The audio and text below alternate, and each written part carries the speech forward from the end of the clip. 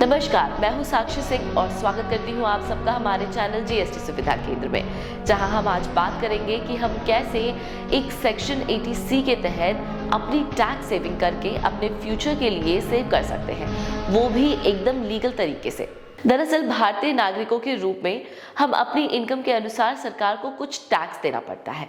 हालांकि इसका मतलब ये नहीं है कि आप अपनी टैक्स पेमेंट को कम नहीं कर सकते। इनकम टैक्स एक्ट की धारा 80C आपको अपनी कुल टैक्स एलिजिबिलिटी इनकम से हर साल 1.5 लाख रुपए तक के डिडक्शन का क्लेम करने की अनुमति देती है। इन डिडक्शंस का क्लेम आप उन अलग अलग इन्वेस्टमेंट्स और खर्चों के लिए किया जा सकता है जिन्हें छूट दी गई है। इनकम टैक्स एक्ट की सेक्शन 80C केवल इंडिविजुअल टैक्स पेयर्स और हिंदू अनडिवाइडेड फैमिलीज पर लागू होती है। ये कॉर्पोरेट बॉडीज, पार्टनरशिप फर्म्स और दूसरे बिजनेसेस को इस सेक्शन के तहत टैक्स एग्जेम्पशन का क्लेम करने की अनुमति नहीं देता है। अब सेक्शन 80C में टैक्सेस कुछ सब सेक्शंस में डिवाइडेड है।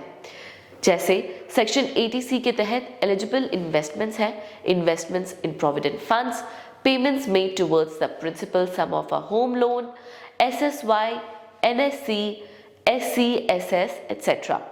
Payments made towards life insurance premiums, equity linked savings schemes इत्यादि है।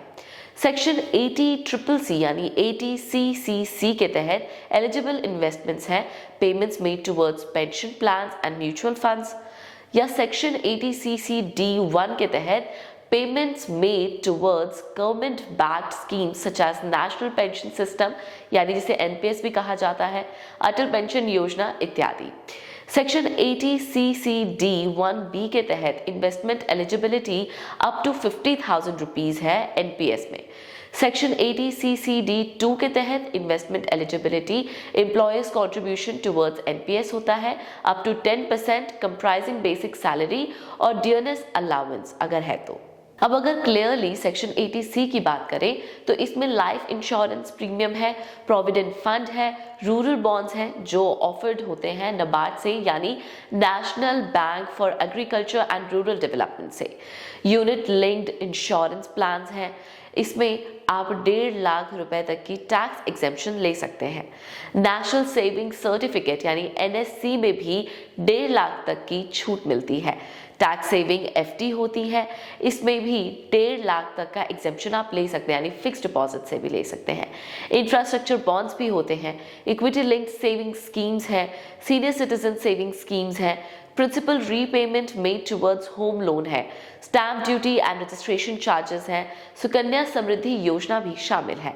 ये सारे स्कीम्स में इन्वेस्ट करने से आप काफ़ी टैक्स बचा सकते हैं और उससे भी ऊपर की बात करें तो ये सारे इन्वेस्टमेंट्स आपके फ्यूचर के लिए काफ़ी हेल्पफुल हो सकते हैं और इसके काफ़ी सारे बेनिफिट्स हैं जो आप अपनी रिटायरमेंट के बाद भी इंजॉय कर सकते हैं। आज की रिपोर्ट में इतना ही।